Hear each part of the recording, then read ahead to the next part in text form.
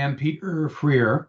I am founder and CEO of Play Attention, the people that are bringing you the webinar today. Thank you for coming.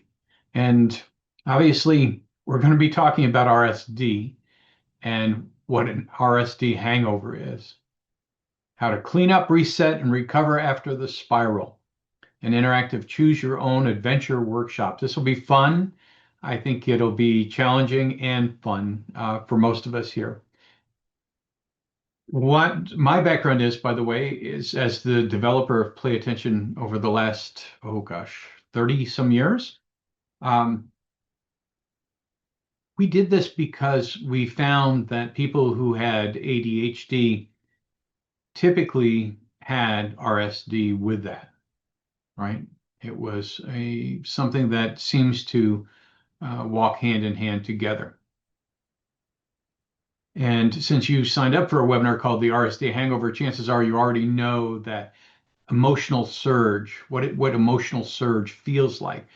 You get an email from your boss and it says, do you have a few minutes tomorrow? Or somebody you care about reads your text and doesn't respond to you. Or someone says, can I give you feedback? And suddenly your brain just takes off on its own. Your brain writes an entire screenplay. Not only does it, your brain says, I know what happened. It knows what they are thinking, what they are going to say, what this means about you, and possibly how the next 6 months of your life are going to unfold. And if you know that feeling, then you know what RSD is, right? Because the reactions that follow are significant. Maybe you send the 5 or 6 paragraph explanation in an email. Maybe you apologize 3 or 4 times. Maybe you get defensive. Maybe you shut down completely. Then the part comes where that we're talking about today. What happens afterward? The embarrassment, the talking about today, then the what afterwards.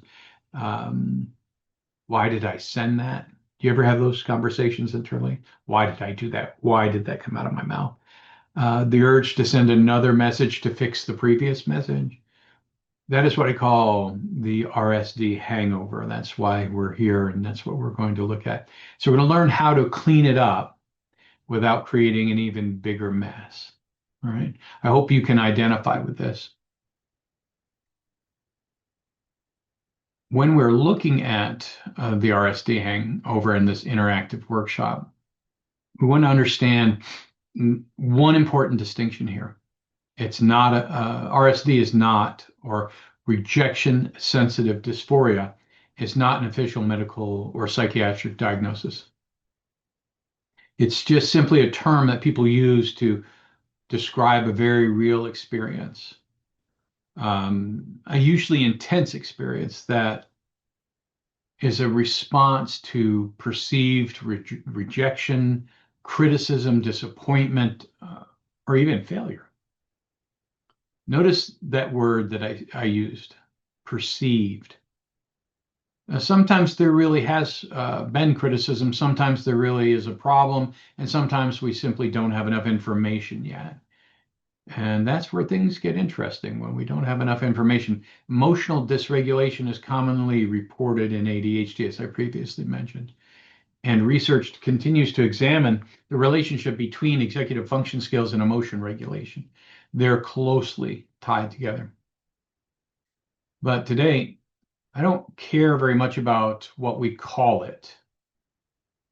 I care about what it is that we can do between the feeling, right, that perceived sensation, the feeling, and then our next action, because that's where we usually get ourselves in trouble.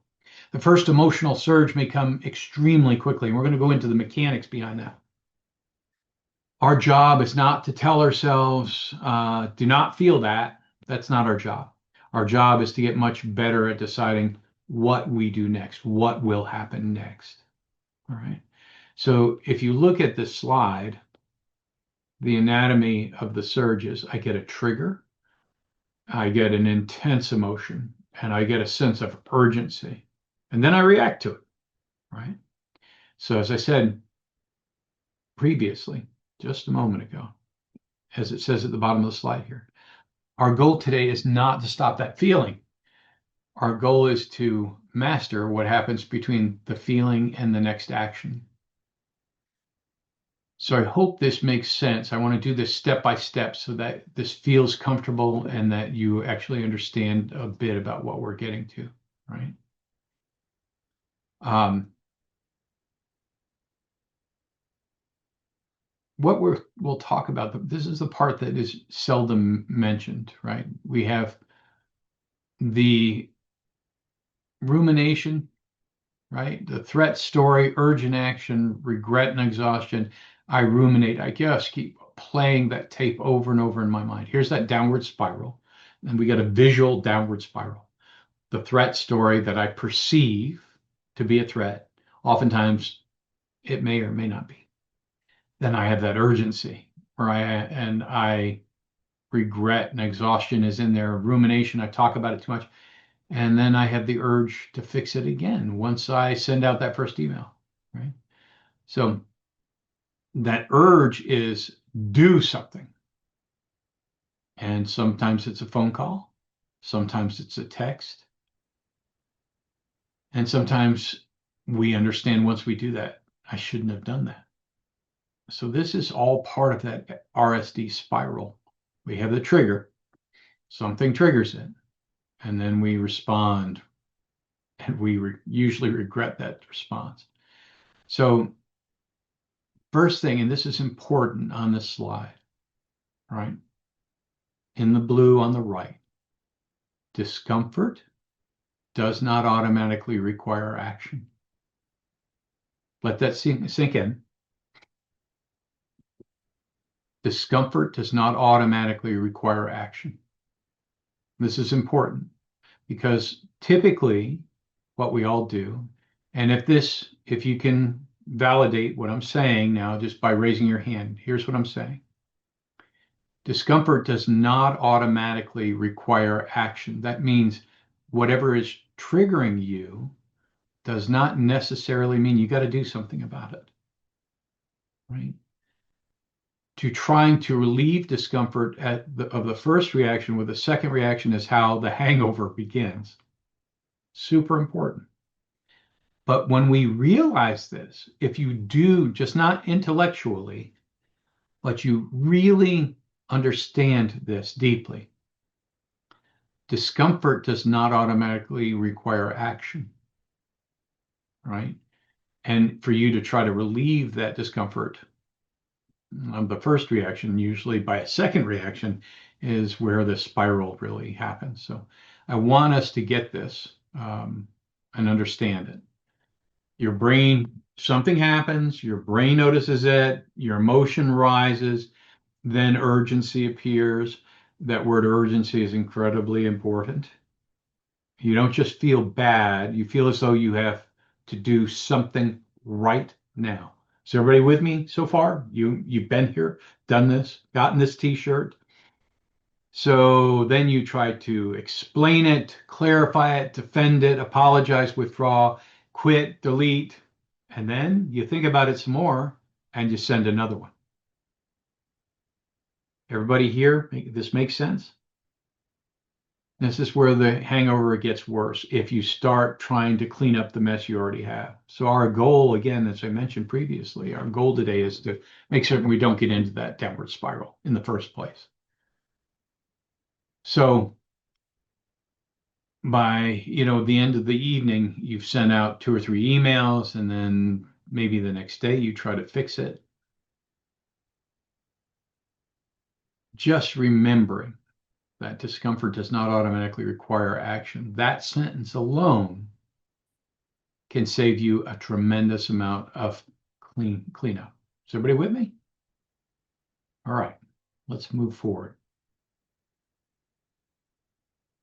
There is biology behind all of this, and I'm going to explain it. I don't want to get into deep science with you on this at all, but the brain is actually wired to do this.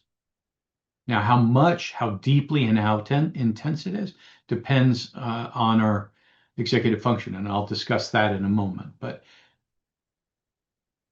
I'm going to just gloss over this slide because there's a lot in here. The 400 milliseconds and conscious thought being 1,000 plus milliseconds is really not that important. What is important is that we have the gatekeeper, all right, called the thalamus. It's an organ inside the brain. You can see that little white dot there. And the thalamus relays basically your social info, in other words, your triggers. It relates those in RSD and ADHD. And this gate is far too open when you have RSD, ADHD. That gate is wide open. Typically, it will be a bit of a filter to an alarm going off. But if you have RSD, ADHD combined, one or the other, the gate's already too wide. So it lets these signals in that create that sense of urgency. Now, typically it doesn't. This was developed long ago in our brains, 100,000 plus years ago in our brains, when we were being chased by saber-toothed tigers or things that would eat us or kill us, neighboring tribes that could kill us, right? Animals that could kill us. Well, the thalamus would say, hey, bad news, gotta go. And then that sends an alarm to the amygdala, and that amygdala fires a rapid threat response within 400 milliseconds, tiny, tiny amount of time before conscious thought. So then you are in, at that point, you're in the four F's, right? We freeze, there's flight, I run away, right? I faint, all right? So far, all these, right? So freeze, flight, faint, or maybe the fourth one is I fight. All right, those are the four things. Once that alarm has gone off, one of those four things is going to happen. But if the gate to that is really wide, instead of it being a saber-toothed tiger, which was a problem back in those days, almost all of our problems, if we have RSD or ADHD or them combined, almost all of our problems, no matter how minor, look like a saber-toothed tiger to us because that gateway is so wide open when we have RSD or ADHD or them combined. Is this making sense now? Let me know. All right. Is it making sense? Good. Thank you. I will constantly ask you just to make certain we are on the same page and that I'm able to communicate the message to you. Wide gateway, even now with that wide gateway, even the smallest triggers create this massive sense of urgency and response. This is important to know. It's important to understand that the brain is wired to do this calmly for the most part, unless it's an enormous problem. But even now with that wide gateway, our most minor problems seem enormous, and we live in that flight, fight, freeze, or faint state a lot. A large portion of our lives are lived like that, and it cannot be comfortable. It's a very difficult way to live, and I'm certain I'm preaching to the choir here. It's very uncomfortable, and nobody likes to live like that. So what do we do? That's the next question. If we don't want to live like that, where the smallest things can trigger this enormous response, what do we do? We do have a system override. That's important here. In other words, you can't stop the alarm. And remember, that's not our goal, to stop the alarm. You can train your prefrontal cortex to strengthen the brakes that can come on after that. So instead of the freight train just running wild, we're able to slow that down and take control of the train. All right. This is called executive function. Executive function usually takes place in the frontal cortex. It's the control center, really involves the whole brain, but it seems the control center is in the frontal cortex. It plays a biological role in that it helps us to suppress these warning signals, right? It gives us the ability to put the brakes on and slow this freight train down before we spiral out of control. This was the reason that I invented play attention many years ago, because it gives us the capability to control our mind. Because it's neurotechnology, it allows you to look at your mind in real time and gain access to things that we couldn't see and couldn't control. But with that technology and the fact that we can train with that technology, train your brain to be able to put the brakes on.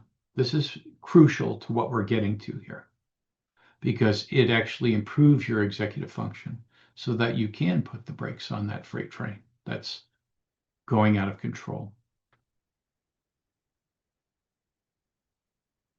So why this is an executive function conversation is critical.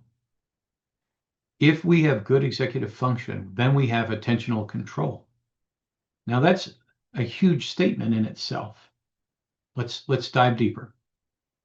In attentional control, that means I can regulate what I pay attention to.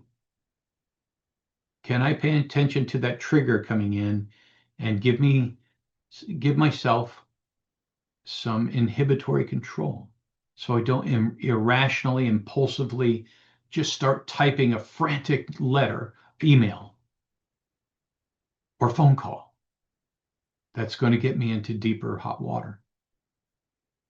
All right. Executive function allows me to control my working memory. So I have the context in my thought, but I'm not subject to hyperbole, subject to exaggeration, subject to great urgency and to blow it completely out of proportion. That's what executive function gives me. It gives me cognitive flexibility to ponder another explanation or another interpretation of the thing that triggered me, so that I actually have some control over this now. This is what executive function does. Then it also gives me the ability to self-monitor, right? That I can check and see that I notice I'm escalating before I take the next action. And if I can notice, I can pay attention to the fact that I begin to escalate, then I can control that. I can control the response. So I'm not trying to get you to be superhuman. I'm just trying to get you to understand the brain functions behind it, what brain parameters, what brain functions can actually do to put the brakes on all of that. Is everybody with me? If you're exploring this with me and you're taking a close look, then you'll learn what it is that we're doing and how we're going to do this step by step by step. If we have good executive function, right, then we have a reset button. So I want you to look at this. Now read it from the bottom up, okay? Because if you read it from the bottom up, you notice there's a capital R, and above that's capital E, capital S, a capital E, and a T. So if you read that from the bottom up, it spells reset, right? Here's how you put the brakes on. This is our reset. You ready? You regulate first. Do not try to solve the problem while your nervous system is in a full state of panic. Really important. Regulate first. How? And you're going, Peter, how in the world do I regulate this? I've got to do something. It's very simple. I want you to regulate your breathing at this time. That trigger hits. I want you to take an easy breath in through the nose, breath out through the mouth, and do it as long as big as inhale as you can make through your nose, and release it out of your mouth. And do that for 20 seconds, 10 seconds. your brain will reset. That'll be the start of your first reset. Because then you're not really concerned with what's this catastrophic event. Once you start breathing like that, your brain will reset and you'll be able to examine it with more clarity. That means you go to E, the RE. We're now next up from regulate first. We're on, I'll extract the facts. Because now my brain is calmer. What do I actually know that I'm not guessing about? Do they hate me like I was thinking because they didn't answer that email? Are they angry with me? Let's get the facts. Let's say my trigger was an email that said, hey, I want to talk to you in the morning. And you're like, oh my gosh, what did I do wrong? What did I get wrong? You think he's really mad at me? But the fact is, I don't know. When I slow my breathing down and I give myself an internal pause, I give executive function a moment to come in, then I know I'm not going to evaluate this while that alarm is sounding. I'll go to a calmer place that lets me extract the facts. And I want you to be, I'm going to date myself here. I love Perry Mason. Perry Mason was an outstanding TV lawyer. What do I really know? What are the actual facts? Well, I don't know if they're mad at me. I don't even know if they're mad. Do I think they're angry? I don't know if they're angry. I don't think so. Are they going to fire me? I don't have enough information. Why am I bothering with this? So that gives me a chance to calm down and extract the facts. The next one, S, separate the story. This is super important now. What does that mean? Separate the story. Well, what have I added, right? When we have RSD, we are excellent embellishers. Does everybody understand what I'm talking about there? We are excellent embellishers. In other words, we can add a lot to the story. That isn't true, but we embellish it. So this is incredibly important. When we add the S, I can separate the story. What did my brain add? So this is really important, right? If I do that and I know, oh, my brain added this nonsense and it added that, I don't know, I don't need any of that, I can toss it aside. And I'm allowing executive function to creep in and not get me in this full downward spiral. Is this making sense so far? Because it is an incredible tool that allows you to use your executive function. All right. Perfect. Thank you so much for responding. I really appreciate it because it lets me know that we're on the same page. Then, if I have separated out the nonsense from the fiction from fact, I can evaluate the repair. Did something really happen here or did I make it all up? It gives us a chance to reframe everything and look at it as it really are, as it really exists. All right. Now, the last one is I take one clean action, not 5, not a mess that I'm going to have to clean up with more things that leads to a larger mess. I take one clean action. And sometimes the best action, listen to this carefully, sometimes the best action is no action at all. Sometimes the best action is no action at all. If my boss says, hey, I'd like to talk to you in the morning about that report you just turned in, maybe the best action is to say, certainly.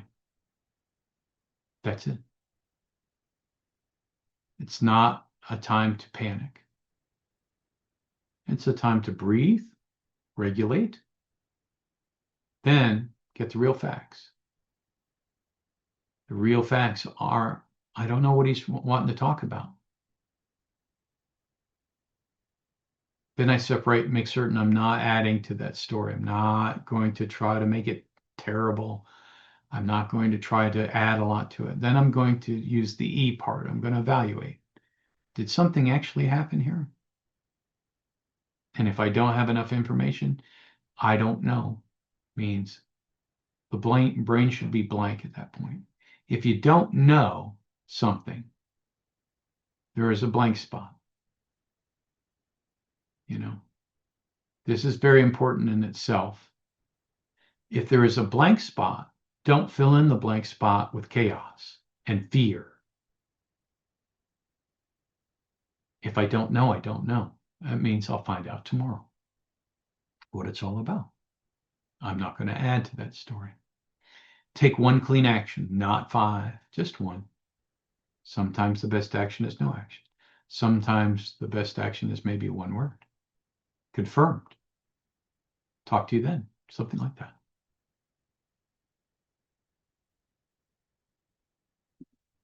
So remember we said this would be, we'll be exploring this together. We're going to choose our own adventure. This is number 1. I think I have 3 in here today. All right. So at 4:47, you get a note from your boss. This is 4:47 in the afternoon. You get a note from your boss. Do you have a few minutes tomorrow morning? I want to talk about the project. Now, with everything that you've learned up to this point,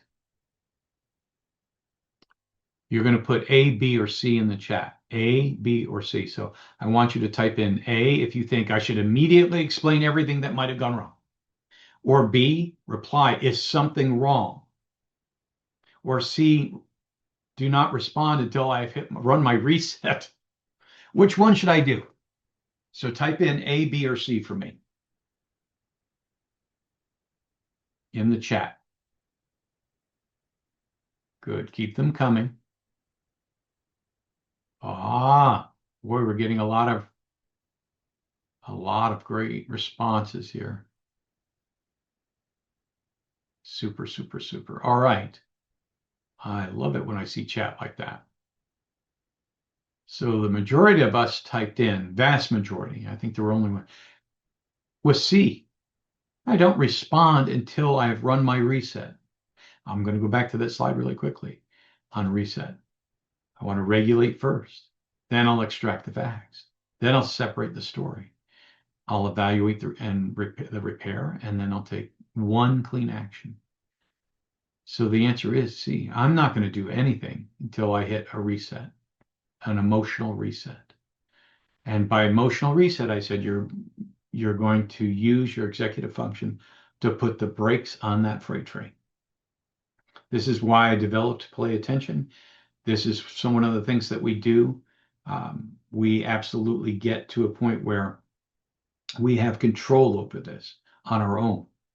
This is very, very important. So the correct answer here, if you're able to use good executive function, is C. I'm not going to respond until I have run the reset.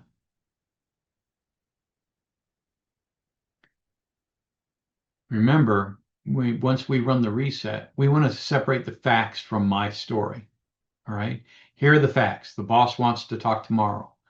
In my head, if I haven't run my reset, right, I'm getting fired tomorrow.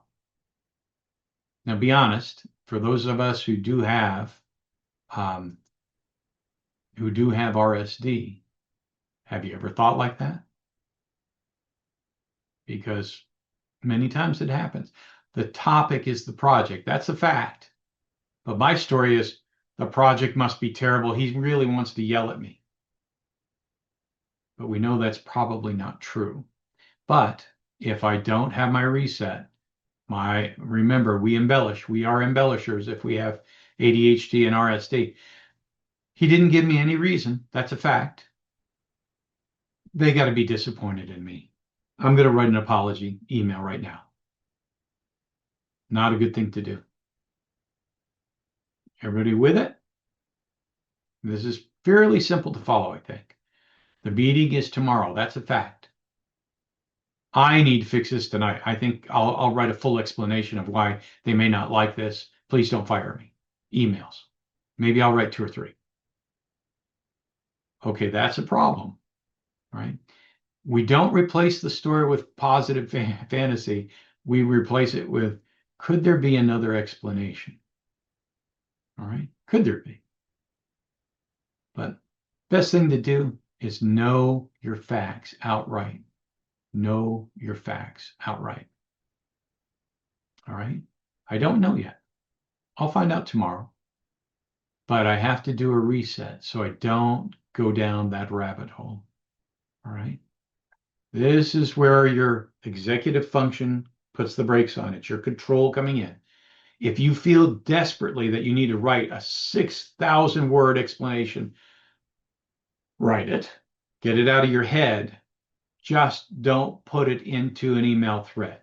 If it'll help you sleep better, write it, but don't send it. And don't get the urge to send it, right? Do not put it into an email thread. You can take notes on it, use Word, write it on paper. Sometimes the act of just externalizing it, our thoughts, externalizing our thoughts, actually can help us. But drafting and sending are two completely different decisions. So I am not going to decide to send it. Getting it out of my head may help me sleep. We call that a brain dump. All right. We're going to dump it out of our brain onto paper, which is even better because I have a harder time sending paper through an email, right? It's very hard to send paper through an email. If I write it in email, but I don't send it, there could be that odd chance that I would send it. So to write it down is a better idea and dump it, brain dump it onto paper. I don't want you to watch a timer, or you can go ahead and write for as long as you wish. Sometimes it's for an hour. Sometimes, unless it's truly urgent, the answer is I'll sleep on it and I'll think about it after I get up, after a good night's sleep. We're not waiting for a particular hour on the clock. We're waiting for that feeling of, I've got to fix this. I've got to repair this. We're waiting for that feeling to calm down. Calm down. So do not write it in an email. It's best that you write it on paper. We call that a brain dump. Once you get it out, you get it out of your head, the externalization of the thought actually helps relax us and allows us to sleep. So if it takes you an hour, write it, but do not send it. Do not send it. All right. Remember, we're just trying to get this feeling of urgency and that I must do something to calm down. This is part of executive function, putting on the brakes. So this is one of my favorite rules. Do not apologize for a crime no one accused you of committing. Everybody with me? Listen to that again. Don't apologize for a crime that no one even accused you of committing. Is it clear to you what that means? If not, let me know. All right. No one's asked you or can basically said that you've committed a crime.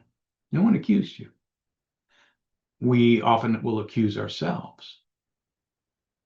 This is very important to know. All right. Use this technique below. And again, we are recording this webinar. So you'll receive a video of it tomorrow, or a link to a video of this webinar. So in case you want to go over it again, you'll receive it in your email tomorrow, and you'll be able to review this again, because there are a lot of good strategies in here. So I first use this before I apologize, explain, or just vanish because I'm fearful of what they're going to say. Did I actually do something that needs repair? All right. If there was an actual mistake, then yeah, I acknowledge it. I correct it and I stop it. It's that simple. However, That email that they sent me, hey, I'd like to talk to you tomorrow morning about the report. Well, it's totally unclear. So clarify only if necessary. Ambiguity is not evidence. So generally, if it's unclear, remember I said no action is your best action. If it's unclear, there's nothing to act on. You don't know. Unknown means a blank spot. Unknown, the only time unknown is filled is when we embellish it. And then if there's no evidence, and that is the basis of that email, there's no evidence for anything there, then don't manufacture a repair. If you cannot, exert your cognitive control, your executive function, put the brakes on that freight train, then do your brain dump. Dump it all on paper, pen and paper, but don't send anything. That's another way around this a little bit. Okay, and I'm seeing I have a couple of questions in here. Okay, because I have lived my life, I still feel a feeling I am the um, problem. It makes me feel that I need to do something. All right, I understand that. But before that you make a big apology because you think you're the problem, first, relax, do the breathing reset, let your executive function take control. If you need to brain dump it, but do not send anything. Okay. And then finally see that the problem that is a neurodivergent, I need to find a way to identify and create a system that works within the way I think and process. You do, but you also create quite a mess when you do that. Being neurodivergent doesn't mean that gives you license to create a mess, which is often the reason that often what we do, right? That's important to understand. Being neurodivergent does not give you license to create a mess. The keys that I'm giving you here are to basically learn the steps in the brain that will cause you to have a way to not get yourself in that mess, to put the brakes on before that. All right. Do not apologize to that. I'm just so excited to see that fog list and brain re-engage as I start to be able to understand what happened and know that it doesn't have to continue to happen. I'm allowing to search and find out what works for me. That's the whole point here. These things will work for you, and it gives you the opportunity to change your life. Is everybody with me? It doesn't matter who you are. It just means that it gives you the opportunity to try something different, and you can. You do the reset, and then you assess the facts. Very simple, no panic. All right, very good. All right. The clean repair. Accountability is not self-punishment. And self-punishment is a very important statement here. We often try to self-punish. It's something we learn as children. I even watch professional tennis players. When they make a bad shot, they will hit themselves in the head with a racket. That is not good emotional regulation. Who are you beating up? Where did you learn that? Does that make any sense? But if we do this kind of panic mode, an RSD where we start spiraling, who are we hurting here? Ourselves, generally. It's kind of self-punishment. We don't want to do that. All right? All right, notice that in any one of those examples, a biography, 6 reasons why it happened, a character analysis, a paragraph explaining what a terrible human being I am. Accountability is not self-punishment. All right. You notice these answers? I missed that deadline. I will have it to you by 10 o'clock in the morning. This is how you repair it clean. If there is something that's actually here, if there is something that is actually necessary to be cleaned up, all right? Well, I missed that deadline. Yeah, I'll get it to you by morning. I'll have it to you by tomorrow morning, 10 a.m. Okay. Or I say, I came across more sharply than I intended. I'm sorry. Remember, when people read emails, they don't know the tone of your voice. And they oftentimes will have some kind of RSD, mild RSD, where they go, "Oh, look at this. They're really being mean here," when there's no ill intention behind the email they sent, because nobody can understand your tone and tenor in an email. It's very difficult to understand that. Another good repair is, "You are right. I misunderstood. Thanks for clarifying." Now, these are all very powerful ways of communicating and acknowledging that a repair is needed. It is not 6 pages long. It is not 6,000 words in an email, panic email. The only way I can get here is to use the reset we talked about previously. Reset, right? Breathe so that I can relax and get my mind out of the panic mode, out of that sense of urgency mode, right? I can examine what the facts are. All of those things that I had used in that reset slide are important, because if there is something that really does need repair, and sometimes there is, sometimes if the boss says, where is that report that was due today? This is a good way to repair that. Notice, not a panic. All right, I did miss that deadline. You see it in that blue box, bottom of the slide? I missed that deadline. I'll have it to you by 10 o'clock in the morning, if I can actually get it done by 10 o'clock in the morning. Don't put 10 there if you can't do it. Or the boss said, well, that really sounded kind of harsh. Then you came back and say, I'm sorry, I came across more sharply than I intended. I'm sorry. Done. Don't need to explain more than that. And another good one is, you are right. I misunderstood. Thanks for clarifying. That takes a lot of self-understanding to say, you're right. I misunderstood. Thank you for clarifying. And it takes a lot to do that, but it's a very good way to repair. Sometimes continuing to apologize is not actually repairing anything. All right. Any relationship you have, whether it's with a spouse, a boss, whatever. It is trying to get the other person to remove our uncomfortable feeling. If I'm trying to apologize over and over and over again, I'm trying, and this is not a good strategy, I'm trying to remove my uncomfortable feeling. Remember, we're all, as RSDers and ADHDers, we are constantly in that uncomfortable feeling, and we want to get rid of it. We just want to abandon it. And so if I apologize 50 times to you, maybe that'll do it.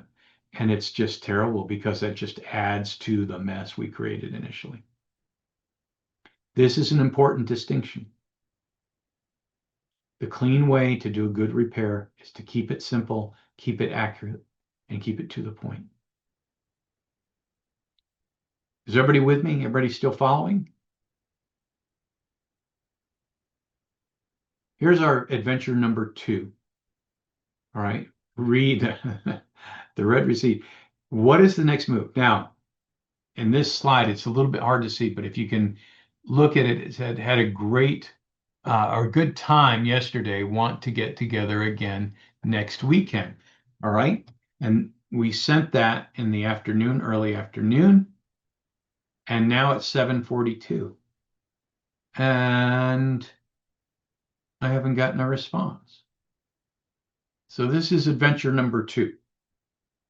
I sent it out at 2:16, but it's now 7:42, and I have no reply. Now, if I'm a true RSDer, I'll go into panic mode. right? Because this is a friend of mine, and relationships are sometimes more messy. But what do I actually know? They read my text. I can tell if they read my text because two little check marks underneath my text tell me they read. That's it. That's all I know. All right.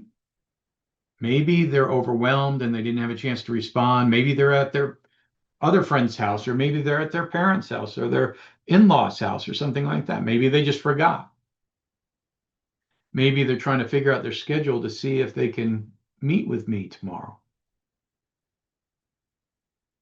Could they be avoiding answering me? Of course, that is possible.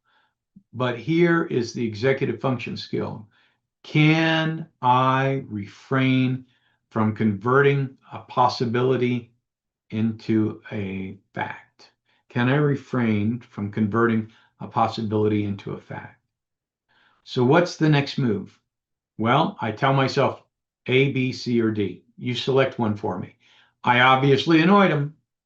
I'm never reaching out to these people again. They just betrayed me. Should I send another message? I just don't have enough information yet. And we kind of, made this easy for you, right? Because we've already highlighted D. I don't have enough information to send anything to anyone. Don't panic. It's pretty simple. But when the only time we can gain clarity is when we actually employ our executive function. And the only way we can do that out of a panic mode is to reset. Take that breath control and reset. Let's go to adventure number 3. Your heart is pounding, right? Too late. I already sent it.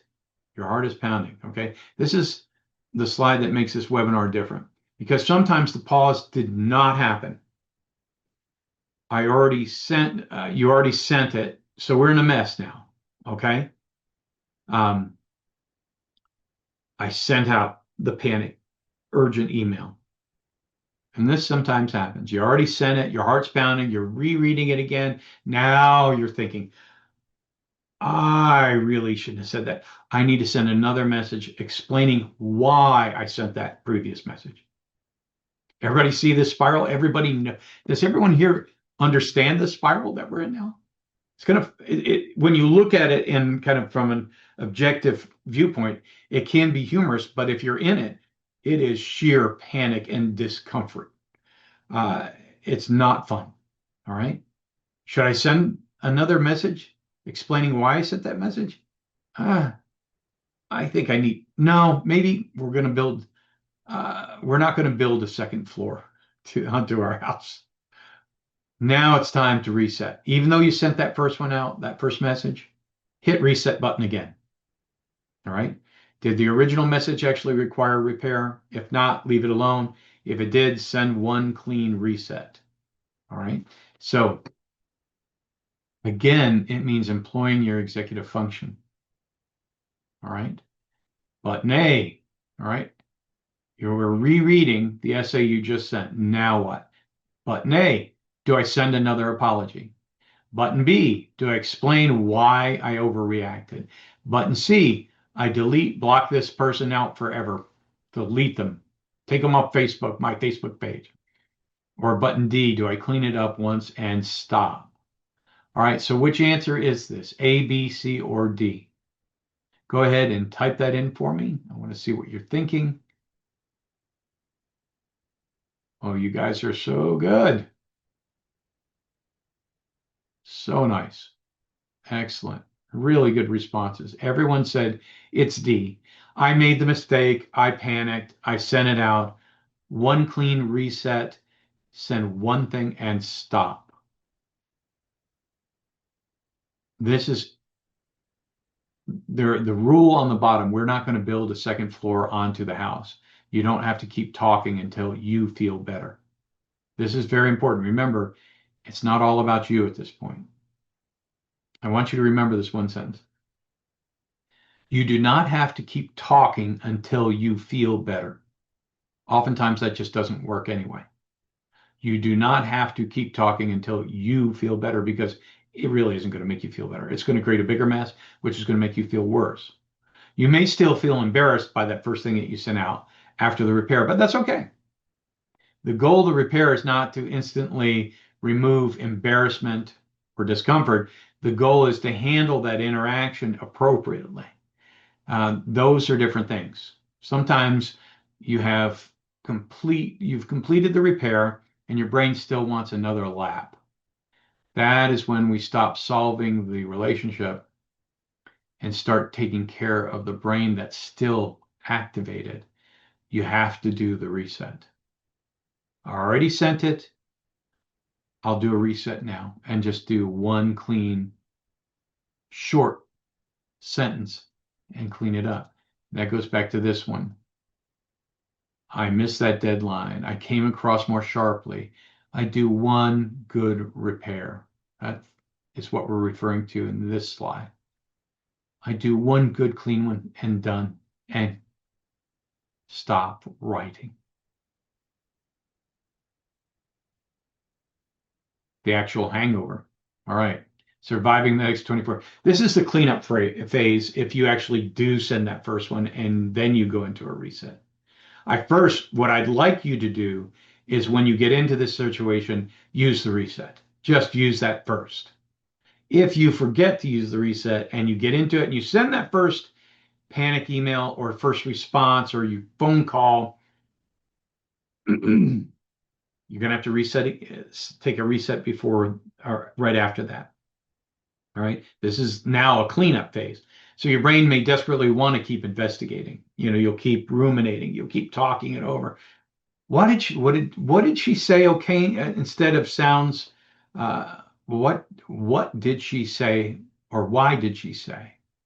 Why did she say okay instead of it sounds good? Why did he wait 47 minutes to answer me? Why did I use that word? These are things going through my mind now before able to clean up. At some point, analysis becomes rumination. I just keep talking about it. More analysis does not necessarily produce more information. So after you've done what appropriately needs to be done. You deliberately re-enter your life. You reset, go for a walk, do your breathing, eat dinner, finish the one thing that you were working on, talk about something else, go to sleep, think about it, and get up in the morning when you're fresh. The objective is not to prove that your brain can accept rejection. We're not going to try to mess with that. Rejection does not happen. You just, they're not rejecting you. Your self-criticism is happening. Mistakes happen. The objective is to build a confidence that even when something uncomfortable happens, you know how to respond. Super important. Do not reread the exchange repeatedly. Do move, eat, sleep, brain dump, breathe. Do not conduct a forensic investigation. Instead, lower your environmental stimulation. Nice quiet room. Maybe you're reading a book.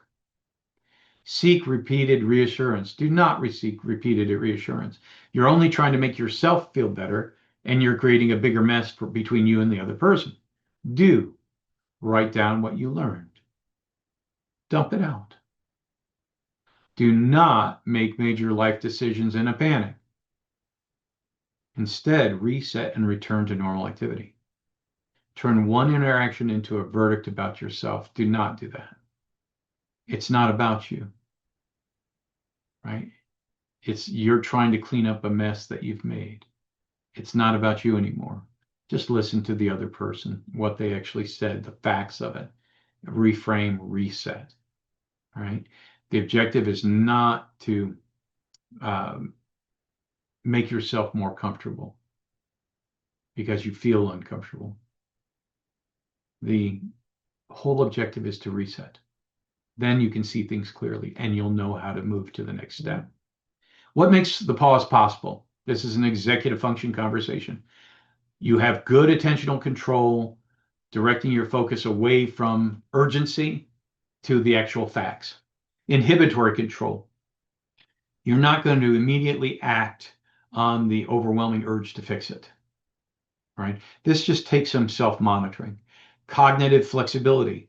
You're going to generate another valid interpretation of the events, but they're all based on facts at that point, not on embellishment that your mind is just racing through. You're going to self-monitor, noticing your own escalation before taking the next action, and you're going to keep your working memory under control. You keep that context available. When emotion gets extremely loud, you'll still keep your working memory in a normal, calm area. This is all what is executive function, executive control. And this is why, again, it's great to work with play attention, because it gives us all of these skills. This is why I invented play attention, to give us all of these skills, so that RSD is not a huge problem to us. It's something that we just simply walk through.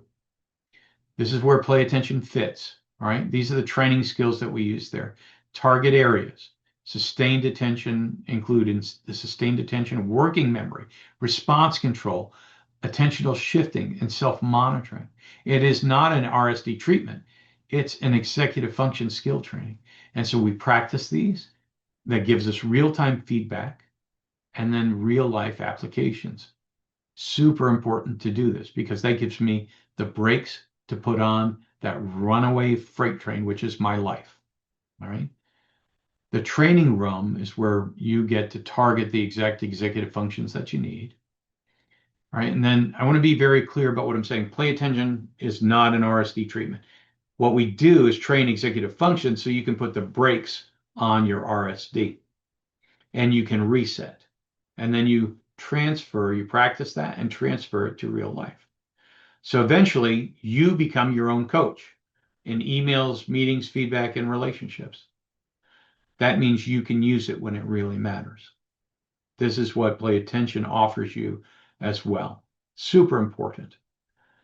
All right. And we even have mindfulness applications that give you additional practice so that you can notice your internal state changes immediately without reacting to it. This is done by a little armband we wear called the body wave armband. So it's allowing you to practice all of these skills in real time. I think that's extremely important, because being able to transfer all of these things as skills into real life is what play attention is all about. It's no good if you can just do it in front of the computer. We have to do it in real life. Okay. Let's see if I'm missing any big questions here. All right. Almost through. We have one or two more slides. Thank you for being patient with me. Your biggest personal reset plan. Build your personal reset plan. Your goal is not going to say, I'm going to be perfect. I'm not going to ever spiral again, because that's ridiculous. We all spiral at certain points. The goal is, when I do start to spiral, I know what to do. Remember, if you're not familiar with everything I brought up today, because we've gone through a lot of information, if you're not familiar with all of it, this is being recorded. You will receive a link where you can go through this at your own pace. And you can stop it and think about it and ponder it. All right. But build your own personal reset plan. All right. My biggest RSD hangover pattern is it over-explaining, apologizing, defensiveness, shutting down, rumination, panic? Whatever it is, my reset rule is, when I notice blank, when I notice I'm defensive, I will reset. When I notice I'm shutting down, I'll pause and control my breathing. All right? So you can write this down right now. This is very short. And you can write it down right now. My reset rule is, when I notice this, I will do this. Okay? This is very simple. I'm just giving you time to write it down. I do want to leave you with one thought, and that is success is not I will never feel rejected. Sometimes we all feel rejected because we actually do get rejected on occasion. But that's not success. Sometimes we do get rejected. It's not, I will never overreact again. That's not success. And it's certainly not other people's behavior will never hurt me. Sometimes their behavior is very hurtful. So we want to be realistic about all of this. Success more looks like this now. If we're real about it, success looks like, you know what? I recognized it sooner. And since I did recognize it sooner, I didn't send that second message. I did my reset. I caught it. I did one easy cleanup. So what we're trying to do is increase our executive function, our pause reset kind of thing. We're increasing our ability to notice, right? Self-checking, self-monitoring. We're taking the pause. We're evaluating the facts. We then choose a solution, and then we recover. That's what we're getting to. Is everybody with me? If it made you realize that attention, inhibition, working memory are all problems for you, then you definitely need to train to do this properly. But to start with this reset rule is the way to do it as well. That's why, we can actually help you with this at Play Attention. We have great ways to assess your individual executive function talents and skills and weaknesses. That's something we should look at. Let me actually bring that slide up too. You can request our executive function assessment with consultation. So at this point in the chat, if you want an assessment and you get a free consultation with that assessment, they'll do the assessment for you. And then you'll sit down with someone and they'll go through it with you so you know exactly where you stand. You can just put in assessment and you'll be contacted to get the assessment. All right, so just type in assessment. You'll be able to get the assessment and a free consultation that will walk you through it. You can attend our next Play Attention webinar, the executive function workout. I really appreciate spending the time with you.